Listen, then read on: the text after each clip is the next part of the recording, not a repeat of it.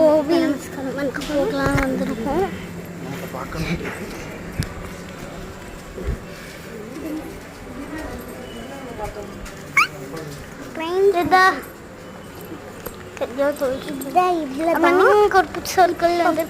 உங்களுக்கு இந்த வீடியோ பிடிச்சிருந்தா லைக் பண்ணி ஷேர் பண்ணி சப்ஸ்கிரைப் பண்ணி அப்படின்னு சொல்லி பாருங்க. இன்னொரு டைம் இருக்கு. வந்து பார்த்தீங்கன்னா அது ஒரு நார்மலாக லைக் ஷேர்